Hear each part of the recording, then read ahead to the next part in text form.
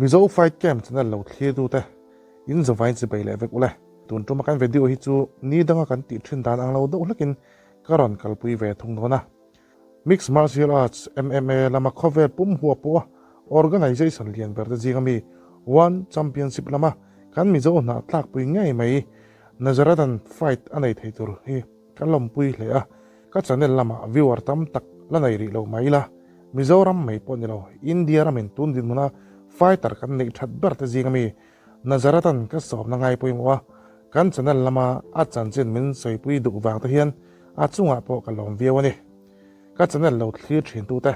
he video hi in ta na nia ka thiam anga nazaratan kan in kom na hi min lo ngai thlak sak ve turin ka som ve la du buk sewani khovel shiat lo ni thei tura mizo te mixed martial arts lama shiat lo kan ni ve thei na tura asu su tu jingami kan mizo fighter nazarata sumlama chanpui emo sponsor ve du tan po anuaya ama contact number ka da hian biak po mai thei ani one championship lama in lan to mai tur kan mizo fighter tham em mai nazarat lal thazora chu biak po in tum do nang o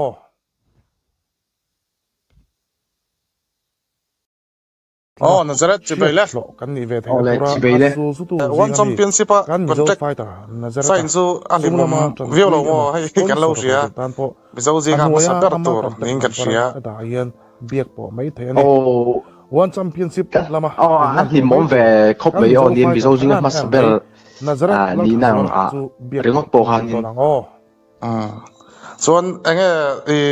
rot teng ate ho te anita one championship a chu kan lo mu thin nangma khelna turang chi hi engwei ta ngai khel don ke hi one championship ata hian anwei then dan hi hei mundang a hianin alien de uthta tuna ka khelna tura ta ka hi chu strawweight ani chu 56.7 kg ni ta ma te mundang a chu flyweight ang han anti flyweight ang khan mo chuan in contract sign hun chung ta hi kumangza chung tur nga contract ang taka hi chu tuna ri hi zon one fight chi alan di ri ta tuna hianin ka performance dana zir khanin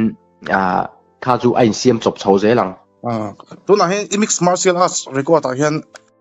striking la ni se tharo pui se enge I fighting background I bultan chhodan vel hian pui ve reng la ka fighting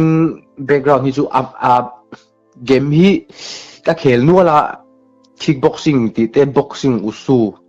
judo ti te le hei combat game zong hai chu hei muay thai le boxing thain boxing thain ka background tak hi chu background tak ti han soi tur MMA kan nation lawa chan chu combat game hi ka khel kual veka kickboxing boxing usu judo muay thai wrestling le BJJ ti thing khanin usu po han ti han ka khel komvekta ke vel chu me ka ke ma chuan India level apo muay thai biga mixed martial arts ma muay thai ke lai pon I lo thleng sang fu ka ri hai chanchin vel te po an dap ve ti nang ma khami I combat sport game biga khan I han tuina big han focus big ne muay thai tak ha chu muay thai lo zo khan kickboxing zo khan ni ta ka national vel national la hianin kick international la te hian gold te kalo la to ta kalo la ve to a chuanin India ram pumpuya khan champion of the champion ni na title po ha kalo flo chuak ko ve to ting ve chu ni mai kickboxing ka ba chu kan background ani takso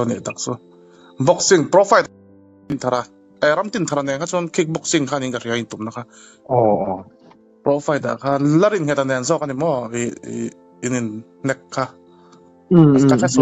resole larin heta nen kha kai nek aman ro ka mo nom kho mai insual ti mai tiang mi pa kan ne insual ron tui chhodan vel ka hria ta achak om hai mizorama ama sabar contract ma sabar sign the point mi dang te pa hria chak ring enge iron tui chhodan vel kumeng za tang nge buli ron tran insual hi soiboi lo ni lo ta se hei kan open lai tang hi nge insual la sa kan du pa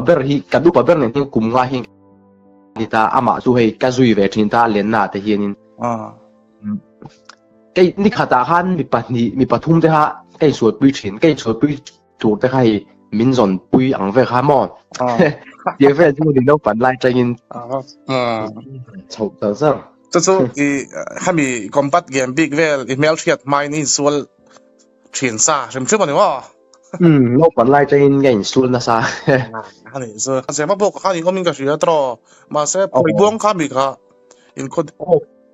phối buông à hiền cặp pieng à mà sẽ cùng levelกันนี่จังเฮียนกันเปมta ai zo la hiền in zembo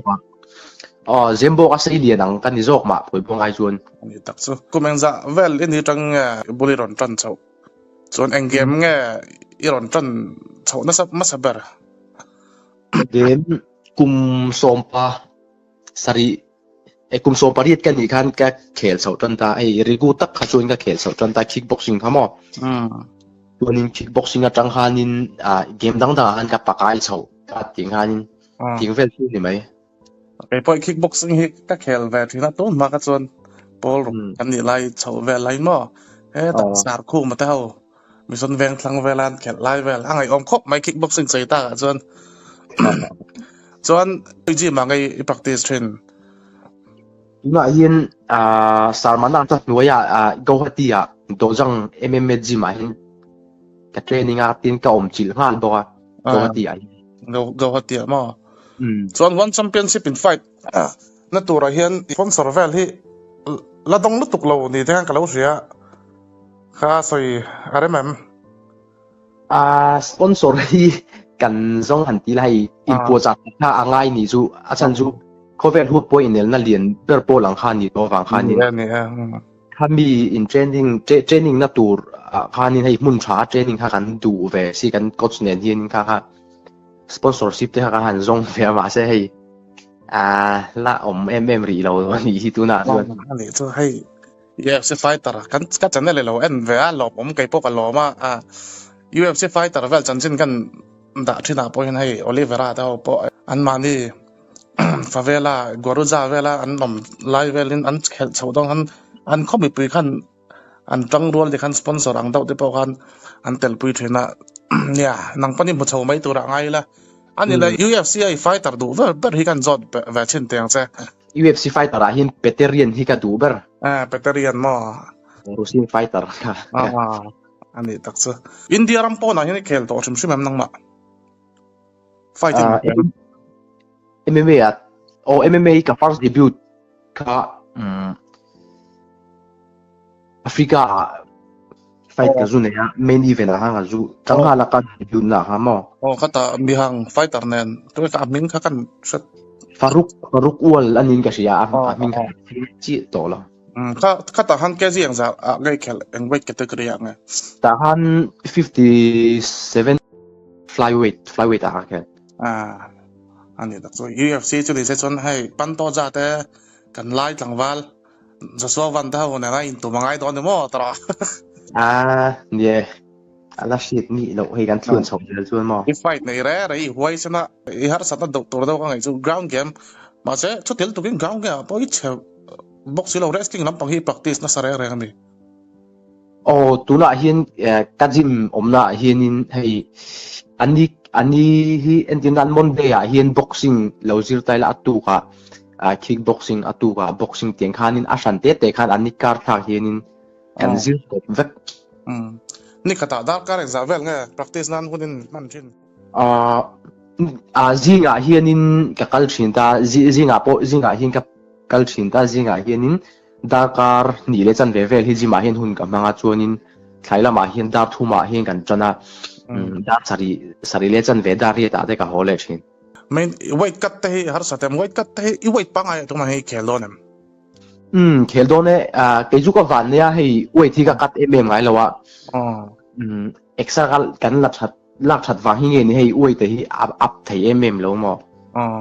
hanin ka weight ta kai ju kg ni le kg thum ti bo vel thei ka kat ve zo se tiang vel chu ni mai ka pai lo hi chuan ani le hei mi zo zinga chon nu le patent le khazir tur te ngai ti thin ta nangman iron no pan te ta tang in sol iron tui ba ka kickboxing lama bul ron tan chho in tum live vel tur bo ro ka khia ta cha ko mai chuk te ne na tanga support na te dongem chung te a hin ka van ne a ni hemi ka game khel na tur lama po hin support nei ka dong tha em a ka chung te chunga po hin ka loma nge min support tha ka chung te po hin an chunga po ka lom le ma ni ka cha kim chi pela ia ma char fight ta Mizoram chung bi ka in ron fight chawa nge chak lo na chan han chan ve tai nei ve thawem nge nia in chak mai chang chau char char tun tlangin kickboxing a hi chuan Mizoram ai chuan kala chak chau char chara chuan in nesun la po hin kala chak vek angan kala chak vek ama se international a khan Uzbek pa kha final a ka ne lo kha mi fight kha YouTube kha no mem ka YouTube pa chuan oma ma se hei enge kickboxing tuna India kickboxing lampang chanela deuh han oma ka to lo ka zon hin po hin mo ani taksu Uzbekistan ba nei tum chung chang vel invai khat ne lo na tur angani hria ta chak onom lai khang te po han sei la ne lo view em ne lo view kha chu ngai se chuang lo mo kapan na sa khoi bo khoi la sa ni zuma se clear point na khan ka ne lo em clear point na khan in hei ani kha chuan in point kha ron score ta chata tiang vela khan in ka chak lo ang deuh chuan ni mai hei ka chak lo dam po hai ne lo lutuk ang ha kan lo ani taksu kickboxing hi Lex Pereira ta hau ta hian UFC han lu chau nu po mixed martial arts an lar pui khop ma mi background ni nang poni nei thavia wa striking renga to ni se an zot itum to hau zinga ange han lo ruk ve te chak lo na chan don tat anga in thiat ve ta in nei ve to em hi kan nei pon ka hello a chan ju lo em hay kan ton tun nge ani wa le zam hi chu ka nei ve thin thau ta ma se ka zam ang chi hin ka tumpui pa ka opponent so azam ve don chu wang chu ka zam don lo hei ting zo ha in ke ma ha ka in fui le de zo ka chi ting in hei ka ti re effect se zam nang zong zong khamo ani le ama char fight ta hen tumeng za nge lo se ne tumeng za nge chaki nei to ami chara hianin tum som ni le pariati ka fight to ta chuan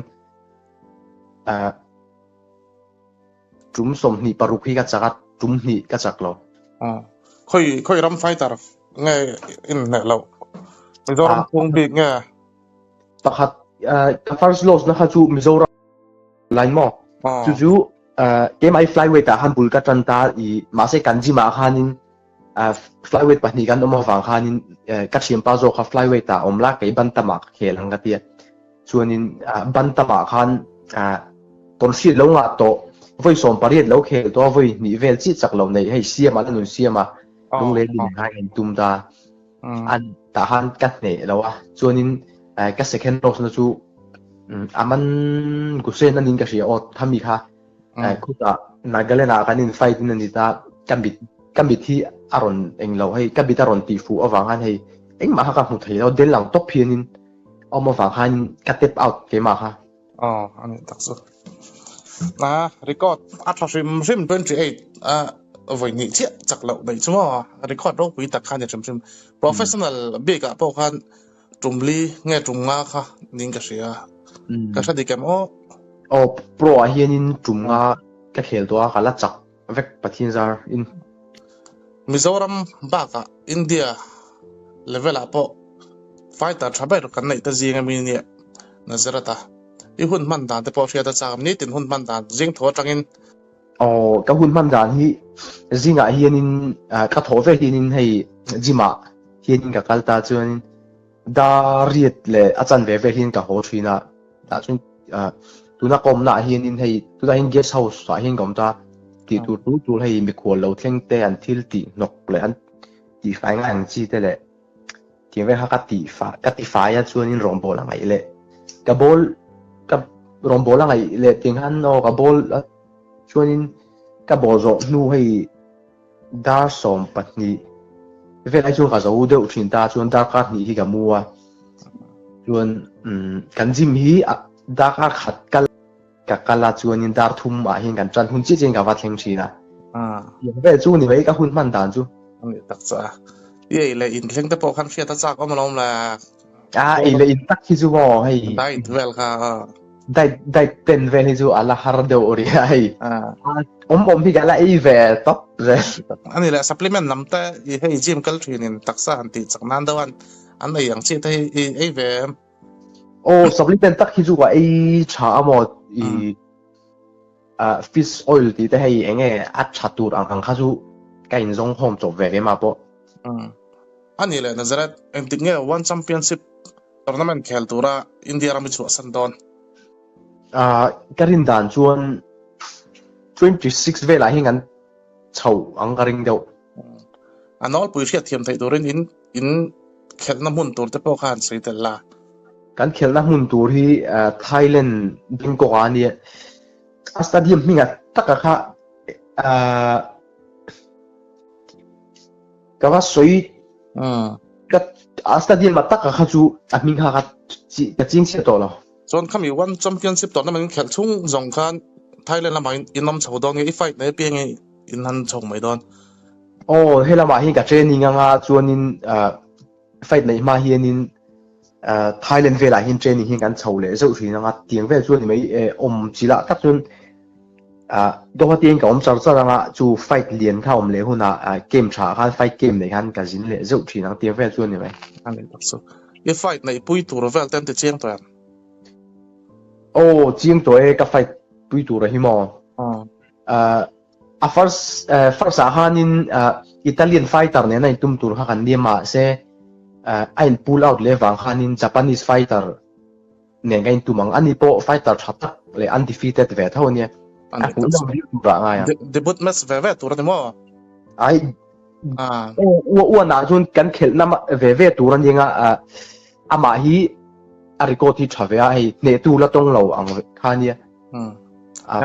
ahu puro do de ai kan training tha hopur zong ka hopur lo ma se game ani ko theng thei ni kha chu eng po tok thu ha ngai pe flyweight ta khan moi khel don kan weight dei flyweight chu ni tho ta ma se uana tak hi chun strawweight ang han ti strawweight tro flyweight ta chan Japanese fighter kha ka hriat chu lo chon chamin ka ria flyweight ta ka she lo wan hi chu one championship mo rot tang ata ta ngai mudan rot tang hi lar thop pa mai ti mouse na in tum ta po kha rot tang hi chu acha khop ka thi ai pon an in tum thai wala i hu pore rot tang hi sia ta sa kom lo la ngai ne thai da te om nga thei lo na chan tu bi kha chu om chung lo a chan chu ai machine cheu a chan bi khan om lo a ai thorin phot chuanin ti kan thei lo na than tur ha ka she bik lo a chau thua chui chau ve sim ani mo rot tang zo ta ura pui thi da ra thì huai san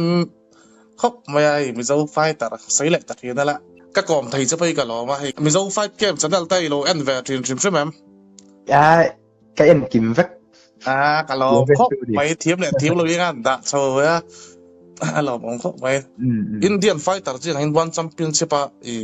contract sign to hi ang za vel nge om ang chu tu na hian India hianin one championship a contract sign hi atam bera som emotive chau hi an la omang le mi zo training in ai pui le in out te ho Muay Thai ani mo mixed martial arts lam ani mo fighter mi zo fighter kan nei mek how hoyan yang e future an nei veni sia ni hi kalau ngai tu thina tan soi thui de nga mi zo hian in talent hi kan nei tha le hi pabak eng tak hi an ta mai MMA ang zo nga po ma se promoter hi kan nei tha lo ni chu chumi ama zo hei eng ang pun practice tha se promoter om si lo kha chun alo thona tai ma ang kha ni thei ta ni tunia tuna ke aya lanau pang ron tui thar tur te hi po hian in hei ale nan nei tha theina po an nei sa nga ma se promoter hi kan nei tha lo hei hi ka ve mai cái phần cái vậy chứ đó US là mà te mà top singer hao mizo top singer tao ta cái xả lô ta xả lốt tụi cả mà rồi tiếng đâu yên fighter tao thế anh xả lốt verop thấy sẽ đó tắc thì fighter à hiền mò invest xe mò thì ông gì rồi cả chú fighter hi anh train tiếng về khát tụm sạc xe cùng ni thu mà cho nên anh mua lệ về rằng fighter trả anh ni phota hay anh lo trăng khan nên chú mi percent chú cắt tăng rồi khan invest xe mi hậu sa te hiền mò chú tiếng anh chú anh ti chú cái gì đâu anh chú mi zo fighter hi gan trả mà sẽ promoter kan nei thalo hei chi hi kan buai na na kin se la UFC at hian mizo fighter mel hi kan la bu ve phak te iringa pathin in remati hei ka sel that ka lo khe chhojel te ni chuan kan mu lawang ti a soi thei mi lo chuan mania silong case fighting championship manipur pa ne na bi in tunga manipur pa Zico lai saram an yemo ha lo lai saram khami in sual bo ro vel kha chu apui khop maya mizoram le manipur le ma rival do lai taka ai sual kha chu khami ya ne na chan vel kha anom ve ro mo an nuam ka ti khop mai ma se khami ka fight ma ka lo ka sei du lo chu khami ka fight ma han hei typhoid in ga nan du typhoid mo ni tak sa thì ngã khan duang khan ka fight thì lo wa ka ma se ne na ka chang thau ta fit thapa ngai khan fight ka cha khop mai ama ka fight tar chal duk india ra ma po india tuite na a chabera an da khan ta ka ne thei te kha ke pon ka lom kha khamo ani le amateur le professional huang chunga if fight to zong zonga enge ro pui ti ber ro pui ka ti ber kha chu hei kickboxing ha ka soi le ta kickboxing a champion of the champion title ka in chu ka fight hei champion of the champion a kha chu nin kesi in zat pui kha ani to lo ta kesi som sari nga teng te ha kan tu ka in tum choi vek ta ke kha ta han kesi som nga le panga chi khan ta khata ka champion kha aro pui ka la ti ber apui lo thei lo khami kha chu champion of arm wrestling a chon thil thei ane ama se kickboxing hami combat game be ka chon aro pui kho mai engti kum nge khami kha ka champion kum kha 2019 kum som parit ka thin chi kum mani ta hanin kum thin kha ngai ni mai champion nu ma ni we thwa champion nu kum thin ho ha INL to ti ve chun mai amateur fight ani le tunga i opponent te itum I machan to te tunga harsa ila ti par amateur hin amateur national kal masak bera final katum sebris ani telangana mi mo tu Asia te pohan Asia medalist te khalo ni to khami neng han final ai kan su ta khan ama harsa kala ti ber so nele mixed martial arts kami huang chung big professional ilu nu hian I opponent te harsa ti dau te inai ve thawam harsa ti hi chu kala nei ri lo tun din hna chuan ani le nazaret india ma fighter kan nei chat per ta zinga mi area mi hatinga han lian chona ve mi pa chu fighter lo ni ve phei chuan tongkam in ba sual te om ve the hatinga hian ring chung ba ka hian fight te in sual te nei ve le ta hatia professional fight le amateur I lu chau nu khan khola ye sual ta kai chu ka soi thui dio anga hemi game ka lu ma hian in kan sual sa thin lu tuk ta ni ma se hei chu tinga mi vati boy jing ni lawin miron ti boya ka chau lo se ti lo ha hei an veng pon ni se kho pon ni se I sual pui phang chi han ta le kum som paru ku vel kan ni hai sual na sa le khami kum som paru kan ni ve hai sual na sa ta ma se hei tuna chuanin game ka khel ka lu chil tak nu hi chuanin 2019 19 vel chang han game mi ka lu chho chan da khami chang hanin khola in sul ti vel hi voi khat ma ka nei to lowa combat game ka lu chil nu chang hin khola in sul chak na zong kha อะไรเวก อันนี้ตักเสืออันนี้แหละตัวลายโจนั่นแล้วตักประคัดที่น่าจะได้ตาจางเอซิลเวอร์แบกอยู่ในลาประคัดที่ส่วนตาเสร็จคงจะจักจอกกัน มินเนระวังสมทุ่มปนนี้แหละมินเนระวังอาจารย์ก็มันตีละมูงดตัวทัวร์บ็อกซิลเขามีก็จะมาแล้วจะเฮมีฮิมอตักมิชิงฮิกันจักรตัวกันหมดรำจักในฮิจูอัดยูจูนัดจักทุกไม่เทมาเส